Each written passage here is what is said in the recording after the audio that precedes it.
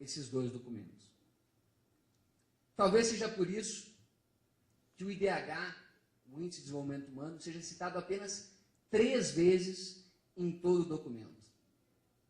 Realmente, não há compromisso com a realidade, não há compromisso com os dados empíricos, científicos sobre esse tema no mundo. Para não deixar dúvidas, eu gostaria de apresentar uma lâmina que eu preparei, comparando os 5 países com maior IDH do mundo com o Brasil. Essa lâmina é muito instrutiva, ela mostra exatamente quais são esses países e compara eles com o Brasil em 12 indicadores internacionais. São todos indicadores realizados por entidades independentes, internacionais, reconhecidas, com muito prestígio. Próxima lâmina, por favor. Nessa tabela nós podemos ver a Noruega, a Austrália, Islândia, Canadá e Irlanda, que são os 5 países com maior IDH do mundo, comparados com o Brasil. O Brasil, infelizmente, está na 75ª posição. Agora, quando nós cruzamos 12 indicadores internacionais, nós constatamos claramente, empiricamente, em dados irrefutáveis, que todos os países com alto IDH são democracias, com economia de mercado, com Estado de Direito e com liberdades individuais.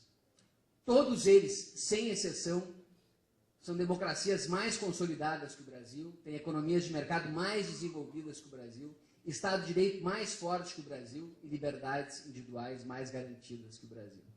Portanto, o que o Brasil quer com o Plano Nacional de Direitos Humanos não é seguir esse caminho.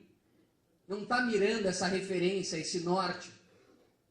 Não queremos seguir esse trajeto. Infelizmente, estamos enveredando por um outro caminho que, na minha opinião, vai mais perto de Cuba, Coreia do Norte, Irã e China, e não nos países com alto IDH. E digo mais, todos eles respeitam mais a propriedade privada que o Brasil, todos eles têm mais liberdade de imprensa que o Brasil, todos eles têm mais liberdade econômica que o Brasil, todos eles têm mais liberdade política e civil que o Brasil. Inclusive a Noruega, que é uma referência de bem-estar social, é mais fácil fazer negócio na Noruega que no Brasil. A Noruega tem mais liberdade econômica que no Brasil. Então não vamos misturar estado de bem-estar social para ajudar aquelas pessoas mais necessitadas com um estado interventor, totalitário, que cria mecanismos que vão contra esses valores universalmente reconhecidos. Então isso aqui mostra que realmente o governo não tem compromisso com o desenvolvimento humano. Porque se tivesse, deveria estar consultando esses exemplos, essas referências, e ter dissecado no Plano Nacional de Direitos Humanos o que o Brasil deveria fazer para estar seguindo esse caminho. Infelizmente, por questões ideológicas, por desvios de rota, estamos exatamente no sentido contrário, enfraquecendo aqueles pilares. E aí, o que o PNDH3 faz? É contra a economia de mercado. Ele promove uma economia de subsistência, condenando as pessoas a permanecerem onde estão. Esse decreto, ele acaba totalmente com a cooperação, com a integração nacional e principalmente com a mobilidade social. Esse decreto quer que o índio fique índio para o resto da vida, quer que o pobre fique pobre, quer que o artesão fique artesão, não quer que as pessoas se capacitem, se integrem, cresçam, que possam prosperar. Ele quer condenar essas pessoas ao atraso, a permanecerem onde estão. Isso é direito humano? Não deixar a pessoa buscar a sua felicidade? Essa é a pergunta que fica. E a terceira pergunta. Como um país que supostamente valoriza tanto os direitos humanos em nível nacional, tolera o desrespeito aos direitos humanos em nível internacional? Essa ambivalência não pode existir. Direitos humanos não têm fronteiras, não têm barreiras.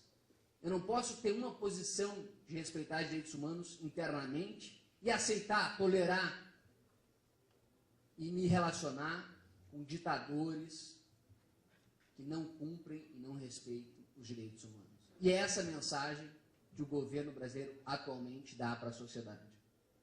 Anda com o Irã, exalta Cuba, tolera a Coreia do Norte, considera a China economia de mercado e vem falar de direitos humanos.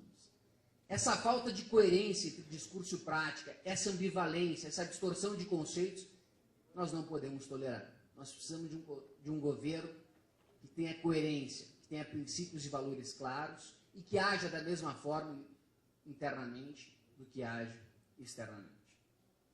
Não podemos ter dois pesos e duas medidas. O desrespeito aos direitos humanos não tem fronteiras.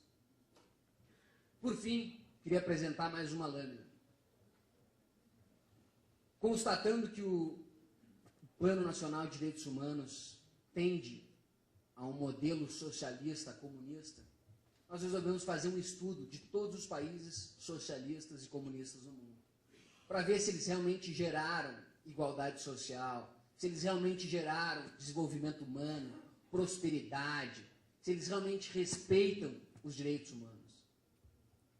E essa lâmina é impressionante. Ela mostra que nenhum dos países socialistas ou comunistas do mundo estão entre os 20 países com maior igualdade social. Nenhum. Nenhum deles está entre os 50 países com maior desenvolvimento humano. Nenhum. Além disso, todos os países do mundo que são socialistas ou comunistas, nenhum deles é uma democracia plena. Todos ou são regimes autoritários ou são regimes híbridos, como é o caso da Venezuela, que possui algumas características democráticas, mas várias outras características autoritárias. Além disso, nenhum país socialista tem liberdade econômica, nenhum país socialista tem liberdade de imprensa, nenhum país socialista tem liberdades políticas e civis. É esse o caminho que nós queremos seguir? Enfim, nenhum desses países tem e respeita os direitos humanos constantes na Declaração Universal dos Direitos Humanos, mas certamente devem estar muito de acordo com o Plano Nacional de Direitos Humanos. Então é isso que nós temos que pensar. Os modelos e as referências que nós queremos ter, que nós devemos nos espelhar e não tolerar essa distorção permanente de conceitos, essa inversão de valores, essa ambivalência na comunicação. Não vou me tardar, eu estou aqui mais para aprender com os ilustres professores, mas a mensagem final é que eu ainda tenho otimismo e não acredito que o Brasil terá o mesmo fim do livro 1984 de George Orwell. Eu ainda acredito que existem senhoras e senhores, homens e mulheres com princípios e valores. E são essas pessoas que vão fazer com que o nosso país não aceite e não tolere distorções, inversões, restrições às liberdades individuais e o domínio de um único partido. Por isso, acredito na coalizão, acredito na união de forças, acredito em pessoas que tenham ideais. Por isso é uma honra estar aqui, aprendendo e conversando com as senhoras e senhores. Muito obrigado.